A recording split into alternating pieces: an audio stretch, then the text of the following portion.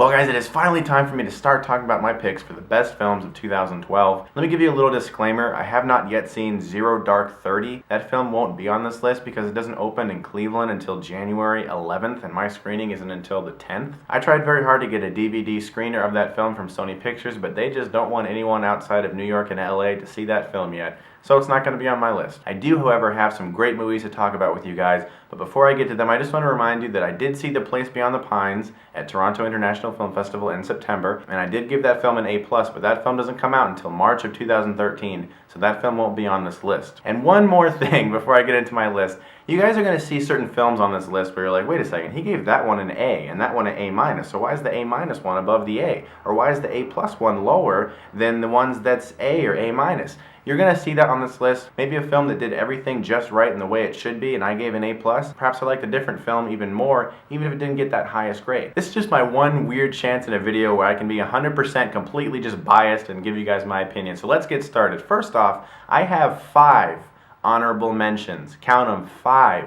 This was a great year for movies, and these 5 films were so good that I can't think about making a list without them. They have to be on here in some way. My first honorable mention is Compliance. This was a deeply disgusting and disturbing movie, not in your Saw or Hostile sense of violence, but in a very morally debased way. And the very sad thing is, it was a true story, and the details were depicted with intense scrutiny. Great film, got under my skin. My next honorable mention is a brilliant piece of filmmaking, Paul Thomas Anderson's The Master. I love this movie. It was so well made, so well acted, still has possibly what I think is the best performance of the year in Joaquin Phoenix. It's a movie that was shot so well that in 2D almost had the same effect that a 3D film has on your eyes. It leaped out at you. After the movie, I felt like my eyes had taken in too much beauty. Such a great film. Very divisive, however, extremely well done. My third honorable mention is End of Watch, an incredible cop drama with Jake Gyllenhaal and Michael Pena. This is a movie that had some of the best chemistry I've seen all year. It was a funny, action-packed, heartbreaking film, and I talked to a buddy of mine who's actually a cop, and he said it was just so authentic to the way cops actually are in real life, the stuff they go through. Great movie. Now, you may be surprised this is an honorable mention due to the fact that I gave this film an A+.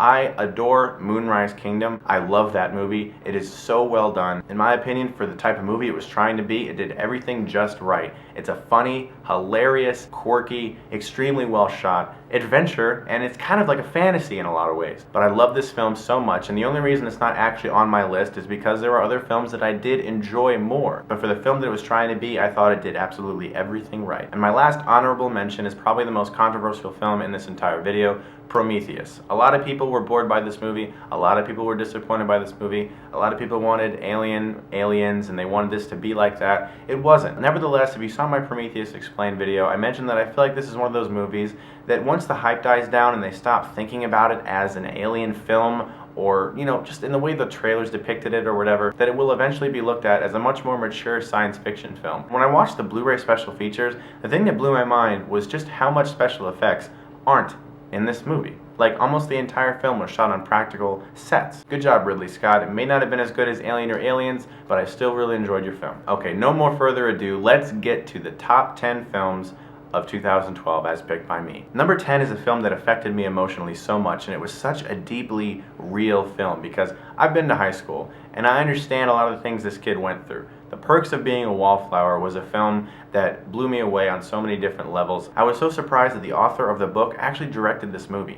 That's unprecedented. You really don't get to see that too many times. I mean, it doesn't really happen that much. Logan Lerman's performance was so well done. He's come a long way since Percy Jackson, and I was so taken by the love that he was feeling for Emma Watson and Ezra Miller's great performance as their friend. This movie just hit me in all the right emotional spots. The Perks of Being a Wallflower is a very great film. I hope you guys check it out if you haven't seen it yet. At number 9 on my list is one of my favorite director's films. In my opinion, his best film since Munich, Lincoln. Lincoln also features one of the best performances of the year by Daniel Day-Lewis and a terrific, outstanding supporting role by Tommy Lee Jones. This movie just really understood the essence of what Lincoln was. It may not have gotten everything factually right, as all films based off true stories rarely ever do, but I felt that it really captured the essence of that man. The entire movie is almost nothing but conversations, and the fact that I was so riveted by that just speaks so well for how this movie was written and directed. Lincoln is definitely one of my favorite historical films. It has terrific performances, fantastic direction. Check out Lincoln if you haven't yet. At number 8 on my list is another film that just proves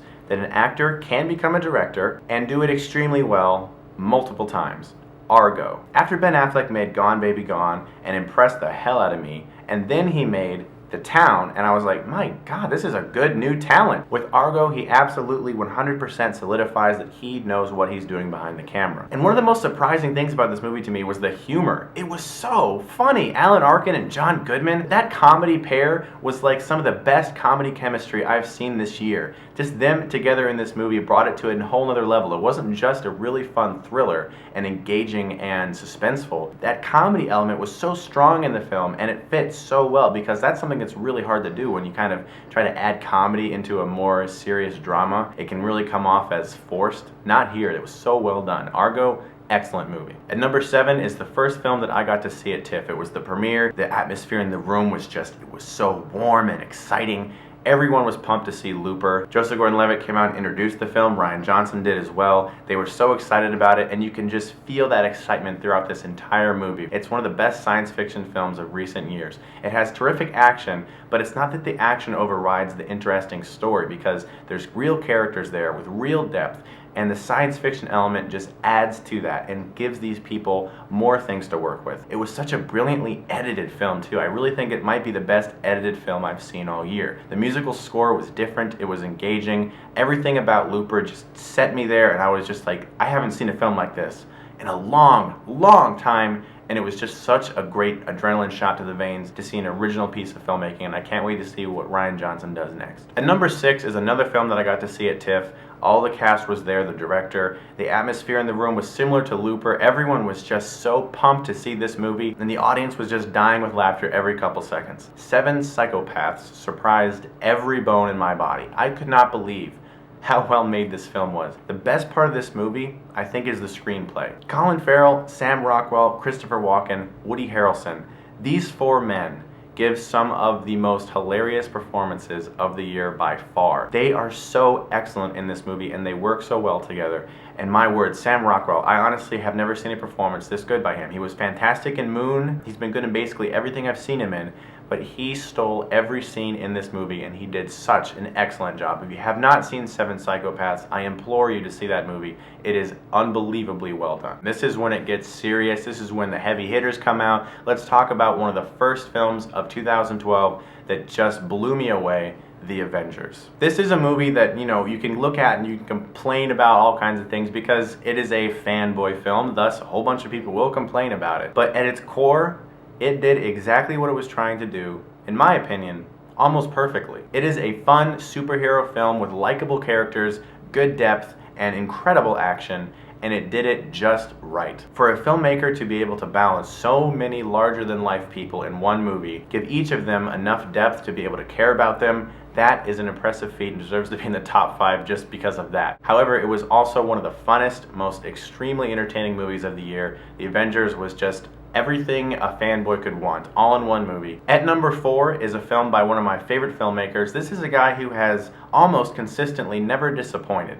Quentin Tarantino's Django Unchained. This is what I am talking about, man. This is an original piece of filmmaking that is just fun, over the top, completely just, I don't care what you think, I'm putting this on the screen. That's what Tarantino does best, and here he does it so well with Django Unchained. It was such a fun film to watch. Jamie Foxx was so great as this guy Django, but Christoph Waltz, my word, what an actor! That guy can really act in a scene, and he is so good at delivering Tarantino dialogue. And what in the world was going on with Leonardo DiCaprio in this movie? He's just, that guy, man, that guy is an actor. That guy can really inhabit a character. It was so original, so different, and so much fun to watch. Django Unchained, you, my friend, are awesome. At number 3, we have what was, for me, the biggest surprise of the entire year. Silver Linings Playbook was a film that just hit me, and I couldn't get it out of my system. I was thinking about it for days and weeks on end, and I'm still thinking about this movie. Bradley Cooper really came into his own in this movie. This is a film that most general audiences are going to see before Place Beyond the Pines,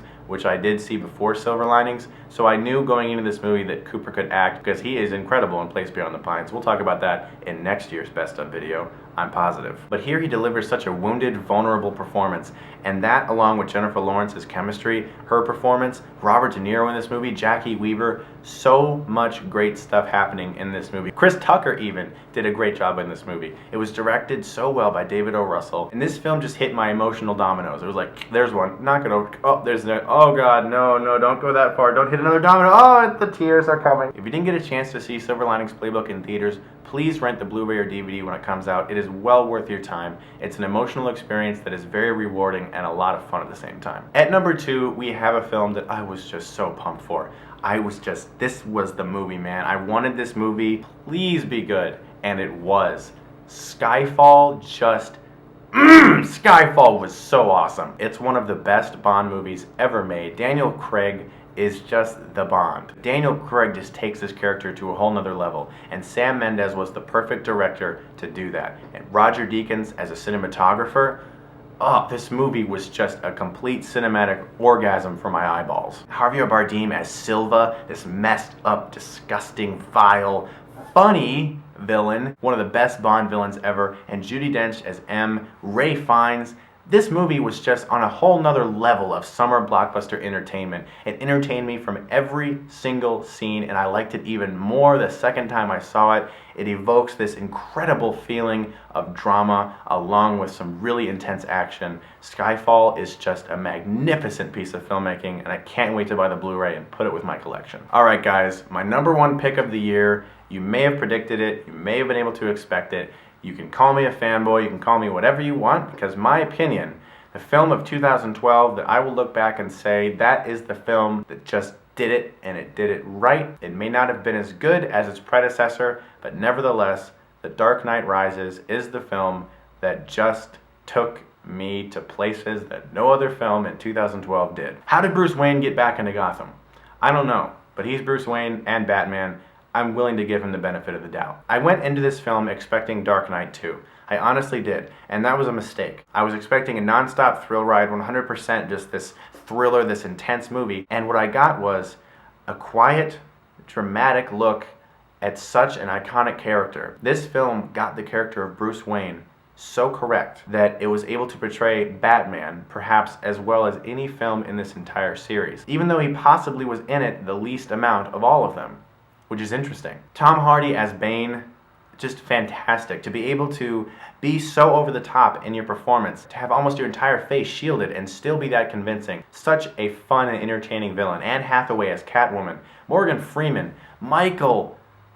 Michael Caine in this movie makes me cry. He makes me cry like every time. That final scene where he's like, "And I failed you, Master Wayne." I like that scene. I just can't take it. It's just, I'm gonna cry right now thinking about it. The finale of this film is the most enthralling finale of any film this year. For me, The Dark Knight Rises just hit a level of human emotion that no superhero film ever has, and for that reason, it is my number 1 pick of 2012. So thank you so much for watching, guys. I really appreciate this, and you know, I know you're not gonna agree with all my opinions, and you're going to want to type things in all caps and be like, where's this and where's that, and what about that? I would have put that there. Why is Prometheus on this list, you bastard? But it's fine, and I understand that because, you know, opinions, they're strong. You know, people have their opinions and they want to say them. I get it. These are my picks. Thanks a lot for watching me this entire year, guys. It's been a great and fun year. I just want to thank you so much for doing that. It really means a lot to me.